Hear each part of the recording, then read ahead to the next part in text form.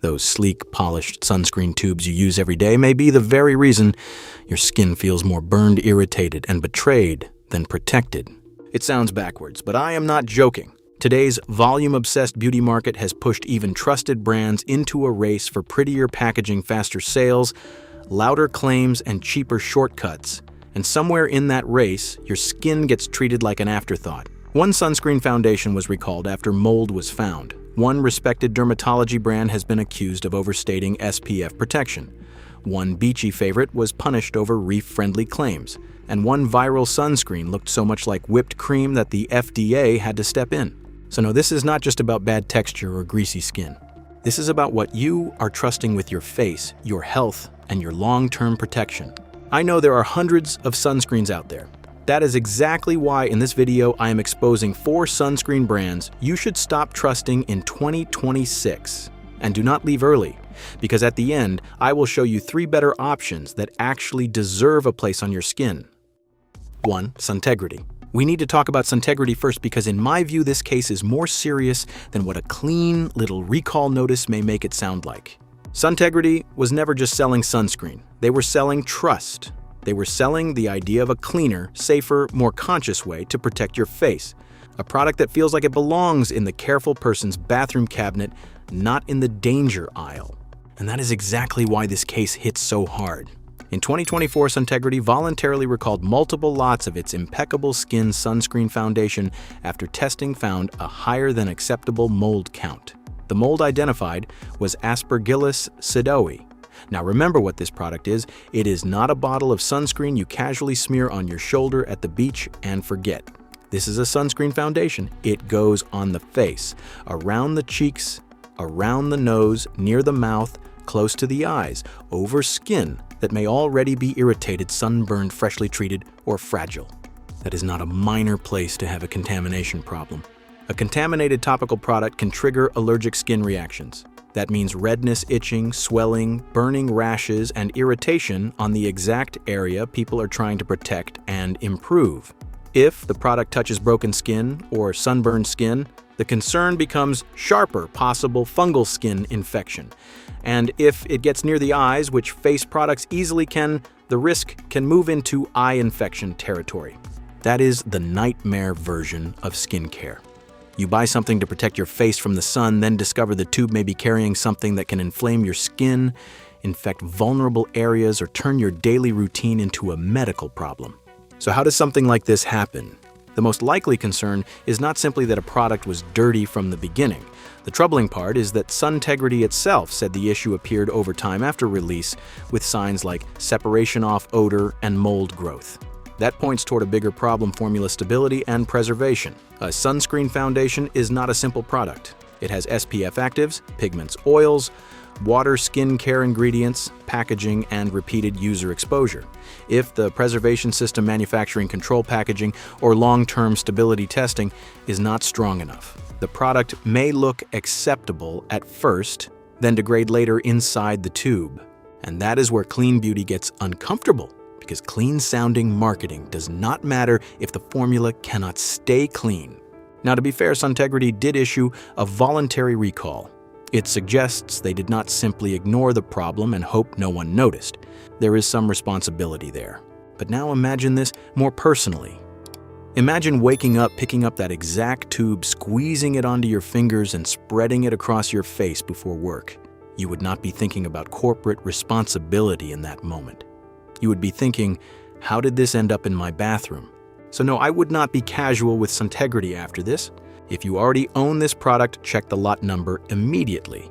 If it matches the recalled lots, stop using it. If the product smells strange, separates, changes texture, or looks even slightly off, throw it out.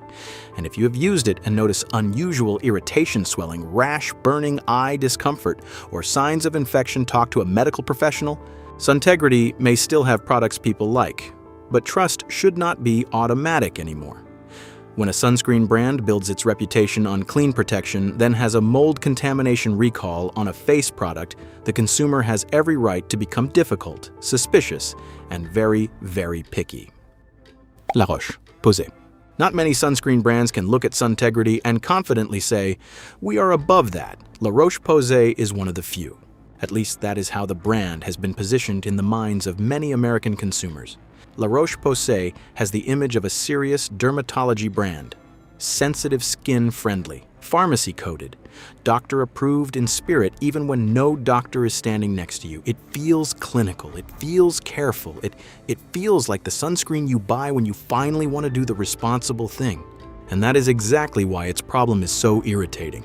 Because La Roche-Posay has been hit with a class action lawsuit alleging that its Anthelios Melt-In Milk Sunscreen SPF 60 did not actually deliver SPF 60 protection. According to the complaint, independent testing allegedly found the product closer to SPF 34. Let that sit for a second. One of the biggest reasons people buy La Roche-Posay is trust. They are not just buying a cream, they are buying the number on the front. They are buying the belief that when the bottle says SPF 60, their face, neck, arms, shoulders, and aging skin are getting SPF 60 level protection.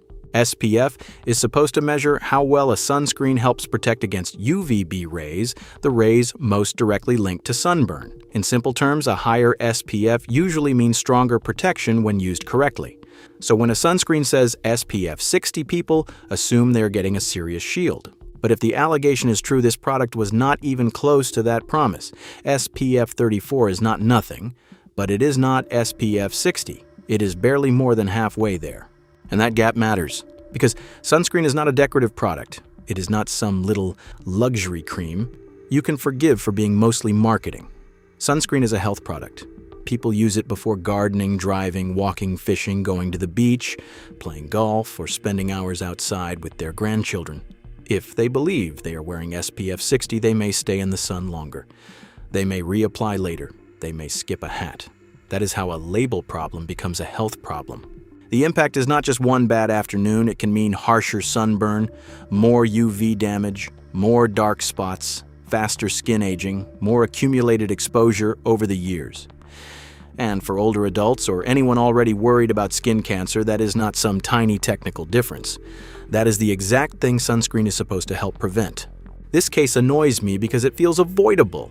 As a consumer, I can avoid a weird gimmick brand. I can avoid something that looks cheap, messy, or suspicious, but a brand like La Roche-Posay, that is the kind of brand people run toward when they want to stop worrying. And that is what makes it feel like being led by the nose. Too many brands now are obsessed with selling the promise, the clean label, the clinical image, the big SPF number, the shelf appeal, the dermatologist-friendly glow. Somewhere in that race, some of them seem to forget the basic job, protect the person who trusted them. So what should you do? Do not panic buy by brand name alone. Check whether a sunscreen has credible testing, broad-spectrum protection, and a track record that goes beyond marketing. Reapply every 2 hours outdoors, no matter what number is printed on the bottle. Use hats, shades, sunglasses, and UPF clothing instead of treating sunscreen like magic armor. And if a brand is accused of overstating SPF, do not dismiss it as a boring legal detail. 3. Sunbum. Sunbum does not walk into your bathroom wearing a white lab coat. It walks in wearing flip-flop sunglasses and a big yellow monkey face telling you everything is chill. That is the whole trick. Sunbum does not feel scary. It does not feel clinical. It does not feel like some complicated dermatology product you need to decode with a magnifying glass. It feels sunny, beachy, family-friendly, like something you throw into a tote bag before a vacation and never think about again. But in 2025, that image took a serious hit.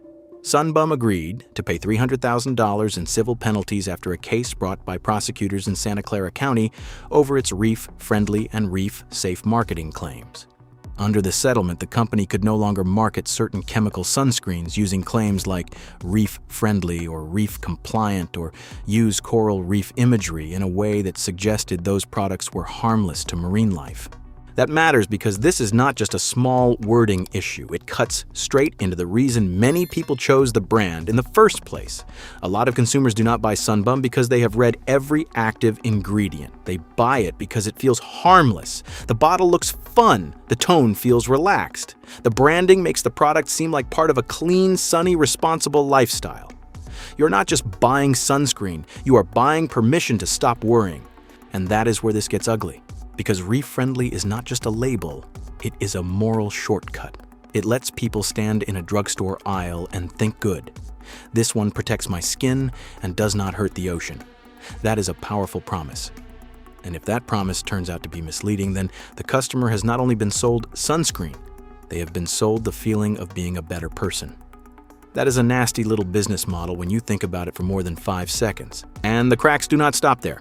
Sunbum has also faced a separate lawsuit alleging that one of its SPF 50 mineral sunscreens did not provide the level of SPF protection advertised. That case is still an allegation, not a final legal conclusion. But after the reef-friendly issue, it lands differently. It starts to feel like the same old problem wearing a different label, big promise first, hard proof later. This is how modern sunscreen marketing gets away with too much. The front of the bottle does the seducing. Cute mascot, ocean language, vacation colors, clean little claims that sound scientific enough to trust and soft enough not to question. Meanwhile, most consumers do not have the time tools or lab access to verify what any of it really means. That does not mean every Sunbum product is automatically dangerous, but it does mean you should stop letting the vibe make the decision for you. Do not buy sunscreen just because the label says reef-friendly, ocean-friendly, or anything else that sounds like it was written to soothe your conscience. Check the active ingredients. Look for broad-spectrum protection. Choose water resistance if you are swimming or sweating. Reapply every 2 hours. And if you are going to the beach, do not make sunscreen do the whole job alone.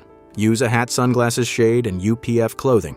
Sunbum may look like sunscreen with a vacation playlist, but when a brand sells you ocean-friendly comfort, then gets punished over that very promise, you should stop letting the monkey on the bottle do the thinking for you.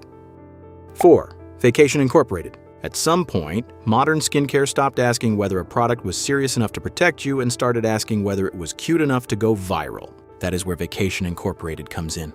Vacation looked at sunscreen, a product meant to protect human skin from UV damage, and somehow decided what it really needed was the energy of a whipped cream can. Not a normal lotion, not a boring tube, a mousse, a whip, a retro little poolside joke that makes sunscreen feel less like health protection and more like dessert at a country club. And yes, the branding is clever. Vacation sells nostalgia, it sells summer fantasy, it sells the feeling of lying beside a pool with sunglasses on, pretending your biggest problem is whether the drink has enough ice. The whole thing feels playful, stylish, and very online. But that is exactly the problem. In August 2025, the FDA sent Vacation Inc. a warning letter over products including Classic Whip, Broad Spectrum SPF 30 Sunscreen Mousse, and Classic Whip Glow Broad Spectrum SPF 30 Shimmer Sunscreen Mousse. The agency said these mousse or whip-style sunscreens were not among the sunscreen dosage forms allowed under the current OTC sunscreen rules. Even worse, the FDA raised concern that the packaging looked like whipped cream or dessert topping, which could confuse consumers, especially children, and increase the risk of accidental ingestion. Sunscreen is not supposed to be treated like a toy. It is not supposed to look so edible that a child may need a second glance to understand it is not food. A sunscreen should not have to remind a kid that it is not dessert. And the impact goes beyond accidental swallowing. When a sunscreen is designed like a novelty, people may start using it like a novelty. A mousse looks fluffy, light, fun, generous, but sun protection depends on boring things, using enough product, spreading it evenly, covering every exposed area, and reapplying on time. If the texture makes people think they have applied more than they really have, or if they focus more on the experience than the coverage, the result can be real skin damage. That means sunburn, more UV exposure, faster aging, dark spots, and over time, higher risk from cumulative sun damage, the exact thing sunscreen is supposed to help reduce. This is what annoys me about Vacation. The product feels designed to be remembered before it is designed to be respected. In today's skincare market, attention is everything. A normal sunscreen bottle is boring. A whipped cream sunscreen can go viral. It can sit beautifully in a TikTok video, it can make people laugh, click, and buy, but your skin is not protected by virality. To be clear, the FDA warning does not mean every customer was harmed. It does not mean every Vacation product is poison. But when a regulator has to step in because your sunscreen looks too much like whipped cream, maybe the joke has already gone too far. So treat Vacation with caution. Do not choose sunscreen because it is cute, nostalgic, funny, or looks good on camera. Choose it because it is broad-spectrum, practical, easy to apply correctly, and suitable for the person using it. Be extra careful with children. Avoid sunscreen packaging that looks like food. Apply enough. Reapply every 2 hours outdoors. Use hats, sunglasses, shade, and UPF clothing. Vacation made sunscreen look like dessert. The FDA reminded everyone it is still a drug. And honestly, if your sun protection needs a punchline before people take it off the shelf, maybe the joke is already on the customer. After all, that the point is not to make you afraid of sunscreen, that would be ridiculous. The sun is still out there doing unpaid damage every single day. The real point is to stop treating every pretty bottle like a promise, because some brands still take protection seriously. They do not need mold scandals, shaky SPF claims, reef-friendly theater, or whipped cream gimmicks to get your money. So now let's talk about 3 sunscreens that actually deserve a place on your skin. 5. EltaMD. After 4 bad sunscreen stories, maybe the best compliment a brand can earn is simple. It does not make protection feel like a circus. That is why EltaMD deserves a serious look. EltaMD is not trying to walk into your bathroom dressed like a dessert can, a beach mascot, or a clean beauty sermon. Its appeal is much quieter than that. It feels like a sunscreen made for people who are tired of gambling with their face. People with sensitive skin, people with acne-prone skin, people who have already bought enough greasy, chalky, irritating sunscreens to know that just wear SPF is not always as easy as it sounds. And that matters because the best sunscreen is not just the one with the prettiest claim, it is the one you will actually use. EltaMD's strongest reputation comes from its daily facial sunscreens, especially UV Clear SPF 46. This is the kind of product people often reach for when they want broad-spectrum protection without feeling like they have sealed their face under a heavy layer of paste. It has become popular for a reason. The formula feels more like a practical skincare step than a punishment. That is the important difference. A lot of bad sunscreen marketing tries to distract you. It gives you big promises, cute packaging, moral comfort, or viral novelty. EltaMD's value is more boring and frankly more useful. It focuses on making sunscreen wearable, lightweight enough for a daily use, serious enough for people who care about their skin, gentle enough that users with reactive or acne-prone skin may actually tolerate it. And that is not a small thing. Because if a sunscreen stings pills, breaks you out, leaves a ghostly cast, or makes your face feel like a frying pan, many people will simply stop using it. Then the SPF number becomes meaningless. Protection only works when it is on your skin in the right amount often enough. Now, EltaMD is not magic. It is not the cheapest option. It may not work perfectly for every skin type. And even with a good facial sunscreen, you still need to apply enough cover your neck and ears and reapply if you are outdoors for long periods. But compared with brands that make you question contamination label, honesty, environmental claims, or gimmicky packaging, EltaMD feels refreshingly adult. It does not need to turn sunscreen into a joke. Its strongest selling point is much less glamorous people can actually wear it. 6. Blue Lizard. Blue Lizard is a very different kind of good sunscreen. EltaMD wins because it makes daily face protection feel wearable. Blue Lizard wins because it does not care about looking elegant. It is not here to flatter your bathroom shelf. It is not here to act like luxury skincare. It is here to do the dull, sweaty, practical job sunscreen was invented to do. And honestly, that is refreshing. Because after brands that sell cute mascots, vague ocean promises, whipped cream gimmicks, or clinical-looking confidence, Blue Lizard feels almost stubbornly functional. It is the sunscreen you buy when you are not trying to feel glamorous. You are trying to keep your skin, your shoulders, your kids, and your family from getting cooked outside. That is the lane where Blue Lizard makes sense. Its strongest appeal is practical outdoor protection. Products like Blue Lizard Sensitive Mineral SPF 50+ focus on broad-spectrum mineral protection using zinc oxide and titanium dioxide. It is also known for water resistance, which matters when people are swimming, sweating, gardening, walking, fishing, or spending a long afternoon at the beach. And this is where Blue Lizard separates itself from the prettier brands. It understands that real sunscreen use is messy. People do not apply sunscreen in perfect bathroom lighting while calmly reading a label. They apply it while a child is running away, while sweat is already forming, while the sun is hitting the back of their neck, while someone is yelling that the cooler is still in the car. In that real-world chaos, a sunscreen needs to be simple, sturdy, and hard to misunderstand. Blue Lizard leans into that. Even the famous UV-sensitive cap, which changes color in sunlight, is not just a cute trick. It reminds people that UV rays are present even when the day does not feel dramatic. That is useful especially for families. It turns an invisible risk into something people can notice.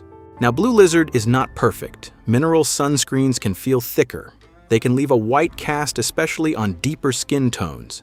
Some people may find the texture less elegant than a lightweight facial sunscreen. So, no, this is not the most beautiful option for everyone's daily face routine. But that is not really the point. Blue Lizard is strong because it respects sunscreen as a physical, practical shield. It is the kind of brand you want when the day is long, the sun is rude, and your skin needs something more serious than vibes. It may not flatter your vanity, but it does respect the fact that sunlight does not care about your aesthetic. 7. Black Girl Sunscreen. The sunscreen industry loves to tell people one thing: wear more sunscreen. Fine, that is correct. But it talks much less about the reason millions of people do not want to wear it in the first place. For many consumers, sunscreen is not just annoying because it feels sticky or smells like a public pool. It is annoying because it makes them look strange, ashy, gray, chalky, like their face has been dusted with sidewalk powder. And for people with deeper skin tones, that is not a tiny cosmetic complaint. That is one of the biggest reasons sunscreen gets skipped. That is where Black Girl Sunscreen earns its place. Its strength is not that it tries to look the most clinical. It is not trying to be the toughest outdoor shield. It understands something much more: human protection means nothing if people refuse to wear it. Black Girl Sunscreen was built around a problem the broader sunscreen market ignored for far too long. A lot of formulas were technically for everyone, but in real life they were not designed with everyone in mind. If a product leaves a pale film on darker skin, makes the face look dull, or refuses to blend, then many people will use less, avoid reapplying, or stop using sunscreen completely. And once that happens, the SPF number on the bottle becomes a decoration. That is why this brand feels different from EltaMD and Blue Lizard. EltaMD is about daily facial comfort for sensitive skin. Blue Lizard is about sturdy outdoor practicality. Black Girl Sunscreen is about compliance, making sunscreen fit real people's real faces, so they actually keep using it. That matters for health, because deeper skin tones can still burn. They can still develop sun damage. They can still get hyperpigmentation, dark spots, premature aging, and skin cancer. The myth that melanin makes sunscreen unnecessary has done real damage. Black Girl Sunscreen pushes back against that myth, not with fear, but with usability.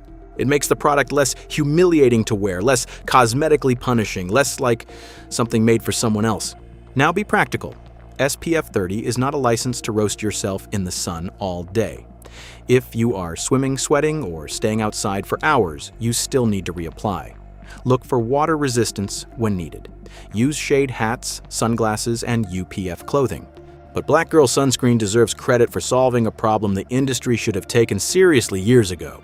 Because sunscreen that people hate wearing is not protection. It is just a bottle of good intentions sitting unused in a drawer. Bad sunscreen is not just annoying. It can put your skin, your money, and your trust at risk. Mold recalls, shaky SPF claims, misleading ocean promises, and viral gimmicks all point to the same lesson.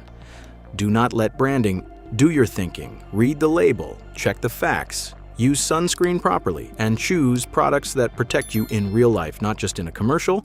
If this helped, subscribe, share it, and keep your skin out of other people's marketing games.